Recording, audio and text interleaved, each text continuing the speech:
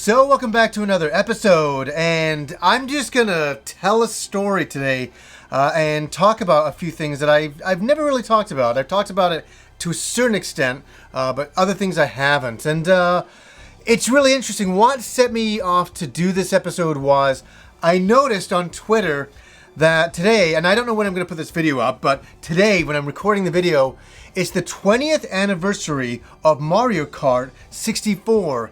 And it's so funny, some of these anniversaries, as I say, hit me always a little bit intensely. And this one especially did. I just kind of stared at the screen and I went back in time, and there's a story that I want to tell about my father, because I've never really talked about him, and that game. And I'm going to get there.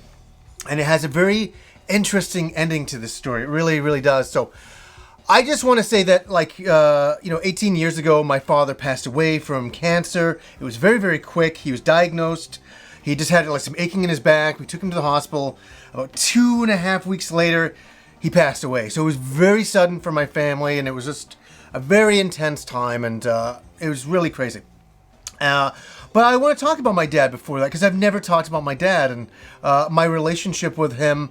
To do with video gaming. I'm going to make it one of those, just to do with that alone, is that my father was a really great guy. He didn't play video games, though. He was not interested in video games.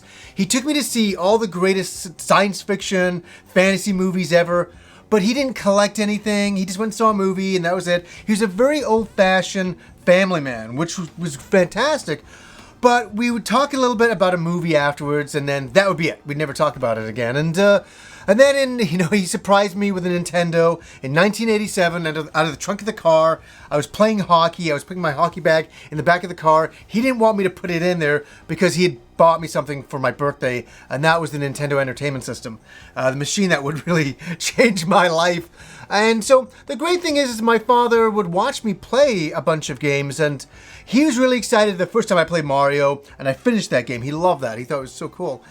But I don't think he thought it was going to continue the way it was with me. And then I got into the Master System, and then I got the Genesis, Super Nintendo, and I got a little obsessed with this stuff. And my father, let me say, he appreciated that I liked it, but he didn't get it. He didn't understand it. He just was like, oh, this is the stuff kids do. I'm an adult. I got to go mow the lawn or something. He had that kind of mentality about him, which is not, as I say again, is not a bad thing, but we never really connected to do with video games, and we never really connected to do even with comic books or anything, because he would take me down to all the comic book conventions. And so I go into a comic book convention in Vancouver, and my dad would wander a mall for hours. This is before the internet. He didn't have a phone or anything like that.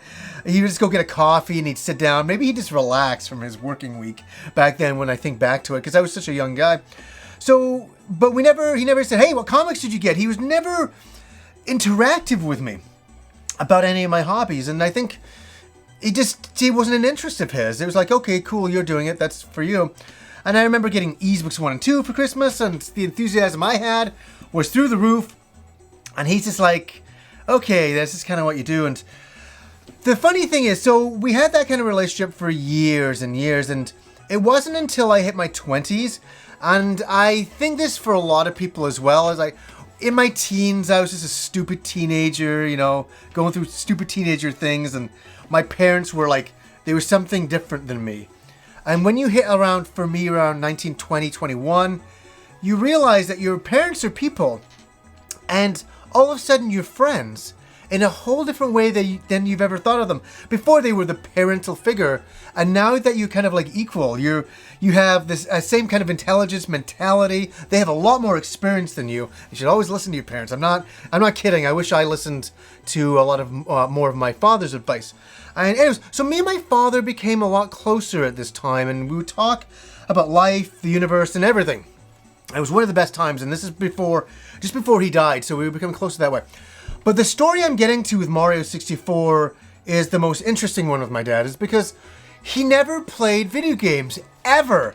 I think we played Combat on the Atari, and he was just like, oh, I'm no good at this game. And it wasn't even that he was any good at it, he just didn't want to do it. So I got the Nintendo 64. This is the breaking point. And I remember I talked about this in my Mario 64 memories video and stuff like that, is that my parents were in the basement and I showed them Mario 64. It was life-changing. Even they were like, wow. It was the first time my parents were ever impressed. I've said that. But it went to a whole different level. And that was that all of a sudden my dad took an interest in video games. He's like, oh, that's really cool. He's like, oh, I wish there was like racing games. I wish there was racing games on the machine. And I, you know, so I was like, okay, yeah, like maybe there'll be a racing game one day. And then it was just like, you know, I went and picked up, it was this time, 20 years ago, I bought Mario Kart 64. Like, what a crazy thing. I love the Super Nintendo version. We were getting Mario Kart on the N64. Oh my God, and there wasn't a lot of games on the N64, so this game was gonna last me a while, and it actually did because there wasn't a lot of games. So I remember playing the game and loving it. My dad took a great interest in it. It's the first time he's like took a real interest in it. I think it was the racing elements. I think he enjoyed the racing aspects. And here's the moment that breaks my heart. It really does. Is that I went out for the evening with some friends, and I came back, and it was like 7:30, 8 o'clock at night. There's my mom and sister upstairs or something like that. And I came into the basement, and there my dad is on the floor, because you had to be on the floor. Things weren't wireless controllers back then. And he was playing Mario Kart 64. But it was so like, I was taken back. I'm like, what? He's playing it? He turned on the machine on his own? He's having this experience on his own? And the way he was holding the controller was so wonderful when I think back to it, because he didn't understand the analog controller at the time. He wanted a racing stick, so he had it between his feet, the controller, and he's trying to control the analog like it was a steering wheel or something like that. He was trying, and it was the most wonderful thing that I ever saw with my dad. And sounds funny, but I walked in, I had this really proud moment. I was like, this is incredible. Like, my dad is playing a video game on his, with his own will to do so. I will never forget that moment. It's a cherished moment in my entire life. And when I saw this morning on Twitter that Mario Kart 64 was 20 years old, that's what took me back to it. It really did. And it's so sad that it was just after that my dad, passed away. It's so ridiculous. It's so terrible. And but I have that great memory of him. And I think to myself now, all of the games that we could have played together, how far racing games have come.